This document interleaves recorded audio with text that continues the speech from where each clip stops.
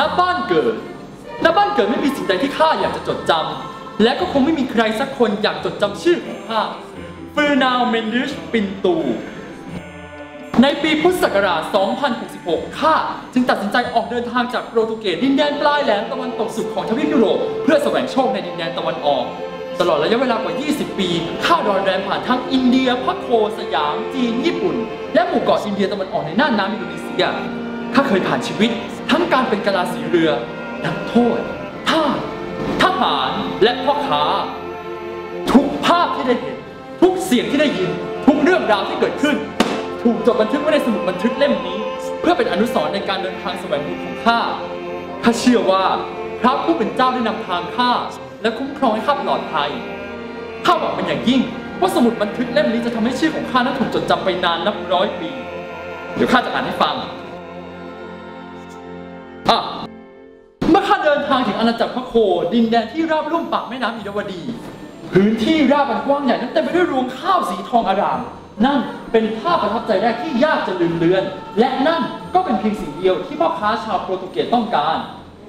ข้าเดินทางต่อมาที่ท่าเรือของเมืองไซบูรีซึ่งอยู่ทางตอนใต้ของสยามจากที่นี่ใช้เวลาเดินทางเข้าสู่สยามเพียงแค่ 3-4 วันเท่านั้น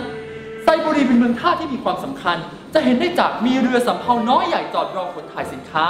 ที่นี่หาสินค้าได้แทบทุกอย่างและยังเป็นเมืองที่ส่งออกข้าวและพริกไทยเป็นจำนวนมากอีกด้วยมะละ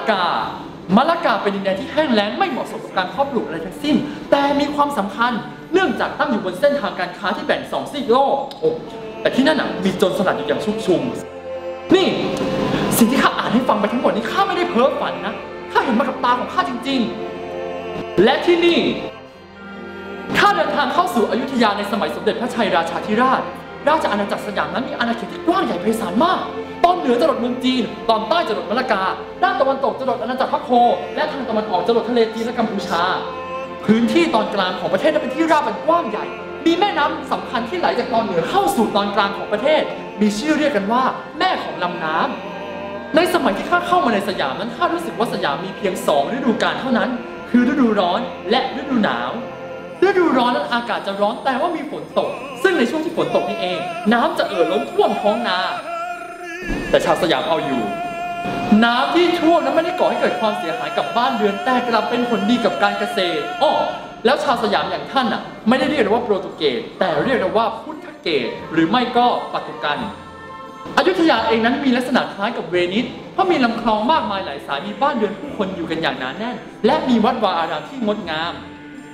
วัดพระศรีสันเพชรเป็นวัดหลวงในเขตของพระราชวังปราสาทราชวังเองสร้างด้วยไม้หากแต่ตกแต่งประดับประดาด้วยทองคำงดงามอร่ามตาบ้านเรือนของผู้คนก็มีทั้งที่ปลูกเป็นเรือนแพริมน้ำและปลูกเป็นเรือนไม้ใต้ถุนสูงนับรวมราวๆน่าจะได้สักประมาณ 400,000 หลังคาเรือนภาพเรือสำเภาของจีนและญี่ปุ่นและเรือกาแคทของโปรตุเกสที่จอดเรียงรายขนถ่ายสินค้าอยู่ทางตอนใต้ของเกาะเมืองอยุธยาสิ่งเหล่านี้แหละที่เป็นประจักษ์พยานในการเป็นศูนย์กลางการค้านานาชาติมีทั้งเครื่องกระเบื้องและผ้าไหมจากจีนงาช้างและดีบุกจากสยามเครื่องเทศและผ้าฝ้ายจากมะละกาและสยามตะวันตกไปจนถึงตุ๊กตากระเบื้องหมวกขนนกและของประดับหรูหราจากชาติตะวันตกของเราที่นี่แหละคือสวรรค์ของนักช็อปโดยแท้และแทบจะทุกเมืองที่ข้าเดินทางผ่านไปข้าได้เห็นชายชาวโปรตุเกสตั้งรกรากมีครอบครัวกับหญิงพื้นเมืองลูกหลานเลือดผสมของเราหน้าตาน่ารักน่าชังวิ่งหยอกล้อไปกับลูกหลานของชนพื้นเมืองได้อย่างกลมกลืนนั่นทำให้ข้ามั่นใจได้ว่า